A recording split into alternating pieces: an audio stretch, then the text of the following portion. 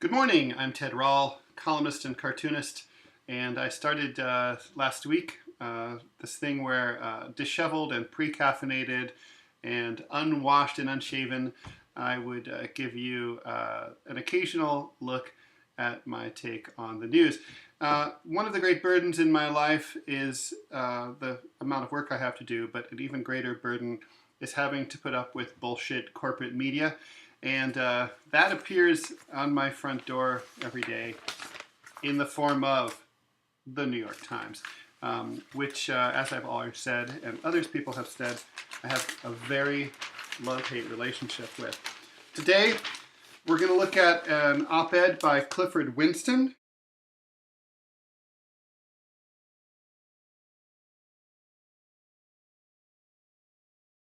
who is a senior fellow in economic studies at the Brookings Institution and the author of Last Exit, Privatization and Deregulation of the U.S. Transportation System. Now, it would be nice, just parenthetically, to see a leftist on the op-ed page of the New York Times. As far as I can tell, none has ever appeared, unless maybe you count when Bob Herbert did an obituary about Howard Zinn. So that was kind of a mention, but there's been right-wingers, there's been William Kristol, there's been center-rightists like David Brooks, there's been liberals like Paul Krugman and Bob Herbert, but never a leftist, lots of centrists, no leftists ever. Just something to think about.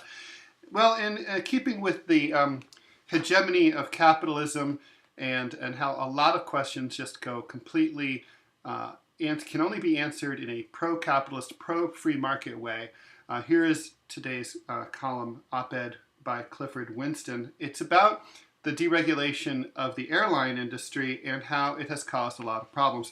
I'm going to quote a little bit and talk about it, and then just sort of talk about it and maybe make you think a little bit outside the box. So, between 2007 and 2012, he says, airlines cut the number of domestic passenger flights by 14%. with the biggest drops occurring at mid-size and smaller regional airports. The 5 heartland hubs of Cincinnati, Cleveland, Memphis, Pittsburgh, and St. Louis have lost a stunning 40% of their scheduled flights. The reason is simple. Airlines have decided that the best way to earn a healthy return on their investment is to maintain tight discipline on capacity. That's a fancy way of saying they want their planes to fly as full as sardine cans. And the way they've been accomplishing this is by concentrating service on the big domestic and international markets and by cutting flights in smaller, less traveled ones. That's smart business, of course. Why expend the same dollars on jet fuel, pilots, and sun chips on a flight that's likely to leave half empty from Memphis when you can trim the number of scheduled departures from the same airport and really pack them in on each flight? But this, of course, leaves Aunt Sally in Sarasota with fewer options to visit family during the holidays. It leaves millions of us with longer boarding and exiting delays on our planes, and yes, it helps drive up fare prices too. It's that old rule of supply and demand. Travelocity has found airline ticket prices for this pre-Thanksgiving period to be 10% higher on average than last year. So, yes, I totally agree with this. My mother lives in Dayton, Ohio, and I wanted to meet her in Chicago recently. It's about a 5-hour drive, or about 3.5 hours the way I drive. It's a very short flight. It's about 40 minutes, maybe 30 minutes. And the cheapest flight we could find, even with 5 or 6 weeks advance purchase, regardless of the day of the week, we were very flexible, was going to be over $700, and it's just ridiculous. I mean, it's almost like it might be better to fly to San Francisco from New York and parachute out of the plane DB Cooper style. So yeah, we agree that the problem's there. I have a friend who travels to a very remote town in Northern California. She said that there's a great danger that the local airport there, which is only served by Delta, will stop being served. So anybody who deals with these small markets knows this. So anyway, here we go here. Now here's where this is the stuff that makes me crazy. With 5 airlines now serving 85% of the domestic market, 4 if American and US Airways merge, as industry analysts expect, The major carriers are worrying less about the one factor, right? That's my emphasis. The one factor that could disrupt their cozy, cramp 'em in strategy: competition. So what's the solution that Mr. Winston suggests?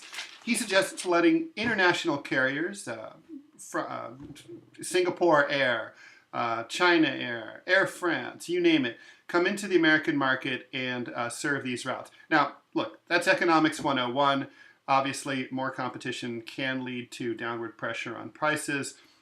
I get it. But what I take issue with is the one solution. The one solution. See, this is the thing. How did an editor at the New York Times let this go by? There are other non-free market solutions to this problem.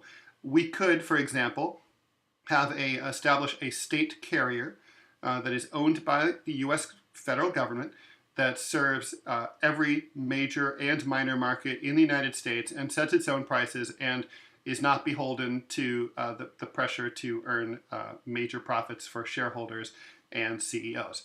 So there are other solutions. Also, you could have a socialistic system where the federal government requires the carriers to serve these underserved markets, whether they like it or not. And you can go even further, and you can set prices. You can have the federal government say, okay, this is what the price is going to be, and that's it. And you can say, well, this doesn't work. I mean, hell, the entire Indian economy, which is one of the most vibrant in the world, sets prices on everything from gas to rent to jelly to donuts, you name it. Everything is set by the government. And somehow they haven't managed to collapse. If anything, things are getting better over there. So, in terms of if you fly, you know that there's a problem. But when they say the only solution is free markets, well, that's what the New York Times says. But there are other solutions. It's important for us to start thinking outside the box. I hope you're going to have a good Thanksgiving and be thankful that you don't live in Gaza under the rocket of under the target of U.S. manufactured missiles raining death down upon you.